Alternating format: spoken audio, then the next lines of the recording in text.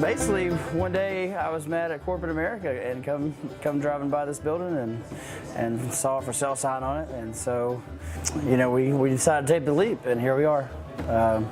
Basically, got it in 2014, started working on it, opened up in May of 16. Essentially, everything that comes out of this building is hand bottled, hand labeled, flavored right here in house. Basically, there's a lot of people that start out making moonshine, obviously in the state of Tennessee. Well, that kind of goes against our business model. A lot of people doing that, and I always say hats off to them, but that's not our business plan. So we can compete with those guys. What we want to do, here being in downtown Jonesboro and Tennessee's oldest town and one of the most beautiful buildings in town, we're on like a little bit more of a pedestal to do some like pretty unique things. We want to be craftsmen of what we do. Bourbons, vodkas, gins, rums, and the rum actually kind of helped put us on the map because instead of competing against 25 other moonshine distilleries, we've only had a handful of other competitors, and so we immediately had our own shelf space. There's not a lot of rum drinkers here in East Tennessee. Well, if it tastes good, people tend to drink it, and thank goodness we make some pretty good rum, so we've had some pretty good success throughout the first 3 years. My dad passed away, and he was a pilot, and so I come out with Spitfire vodka. It's an aviation-themed vodka. Bourbon's doing well. We just come out with our gin, and then so if you make a vodka, you might as well make gin, so we come out with Hellcat gin.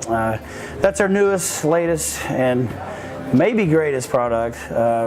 I'm pretty proud of our gin. So it's very, very lightable on juniper. It's a little more heavy on coriander, lemon peels, orange peels, lime peels. It's a good summertime gin for those gin and tonics. So, but yeah, we're doing it a lot. We're putting out between 500 and 1,000 bottles a week out of this building. So right now we're basically between Bristol and Chattanooga, and so it's roughly 150 stores right now.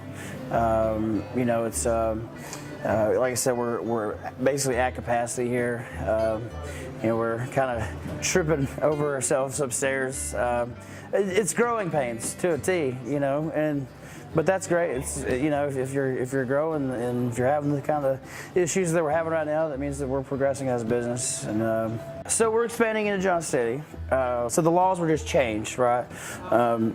Used to you can go to a brewery, buy a pint of beer, you can go to a winery and buy a glass of wine. Well, you couldn't come here and get a cocktail by the drink or liquor by the drink. So recently the laws were changed so we can actually have like a craft cocktail bar portion of our business. So we're building on here.